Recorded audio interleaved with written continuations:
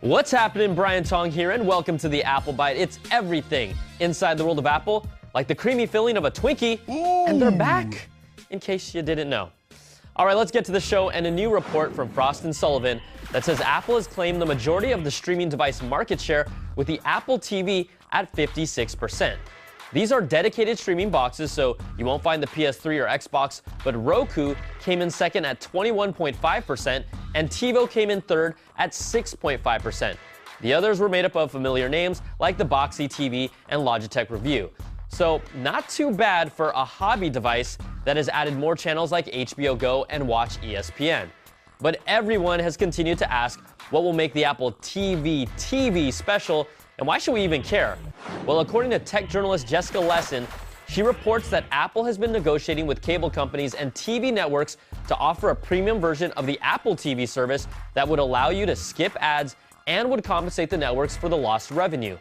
There are no specifics for how the service would work or how much it would cost, but Apple has been talking about how they want to make the current TV experience better, and this is a pretty compelling option.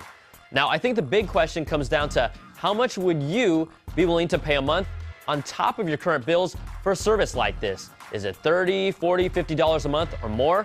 Let us know your price and your thoughts. Send them to the applebyte@cnet.com, and we'll talk about it next week.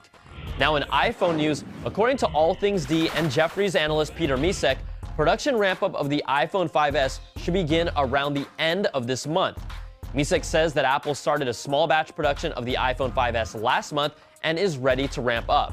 Now, DigiTimes is also reporting that the next-gen iPhone may see constrained supplies at launch due to poor yield rates of the fingerprint recognition chip designed by Authentic that will be included in the phone.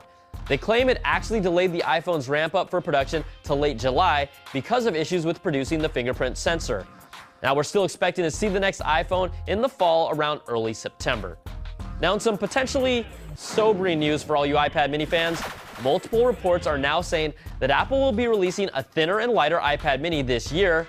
But brace yourself, the Retina iPad mini will see an almost bezel-free design, but it's expected to launch in early 2014.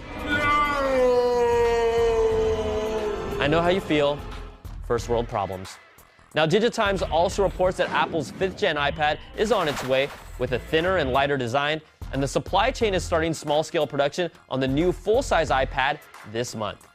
All right, on to the quick bites. Apple and Samsung have had their beef, but the Korea Economic Daily reports Apple and Samsung have signed a deal for the two companies to work together on future A-series chips for iOS devices, specifically covering A9 chips based on the 14-nanometer process starting in 2015. And more frenemies working together, Microsoft has released a native Outlook web app mail application for iOS devices.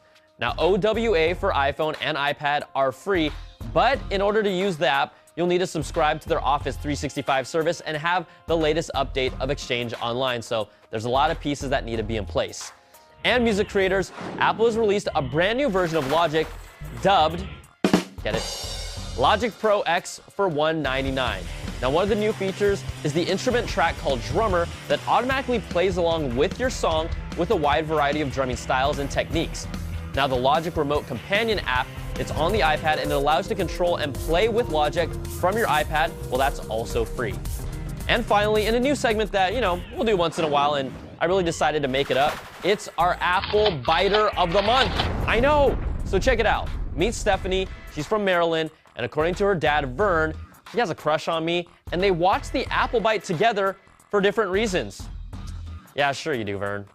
Anyways, I love the pick. Thanks so much for watching, and if any of you guys want to send in a picture to potentially be the Biter of the Month, you can send it in to us at the applebyte@cnet.com or just tweet me at Brian Tong, and if you make me giggle, we'll feature you on the show.